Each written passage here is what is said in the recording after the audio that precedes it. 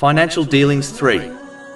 In a narration found in Jami at-Tirmidhi, number 2482, the Holy Prophet Muhammad, peace and blessings be upon him, advised that all lawful spending gains reward from Allah, the Exalted, except the wealth which is spent on construction.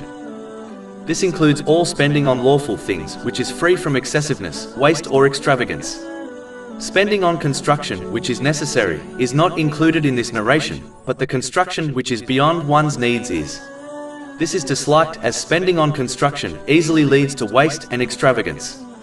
In addition, the one who spends wealth on construction is less likely to donate charity and spend in ways pleasing to Allah, the Exalted. Also, this behavior often encourages a Muslim to adopt hopes for a long life, as the one who believes their stay in this world is extremely short will not waste energy and wealth on constructing a beautiful home. The greater one's hope for a long life, the less righteous deeds they will perform, believing they can always perform good deeds in the future. It also causes one to delay sincere repentance, believing they can always change for the better in the future. Finally, it causes one to dedicate more efforts to the world in order to create a more comfortable life for their supposed long stay in this world.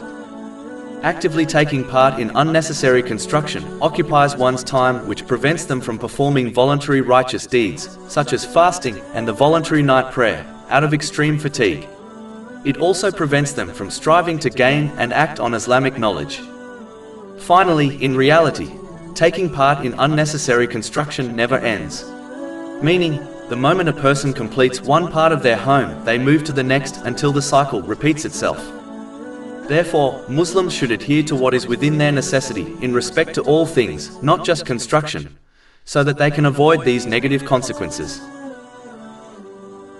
Over 400 free ebooks, audiobooks, infographics, podcasts and blogs available on our website, www.shakepod.com.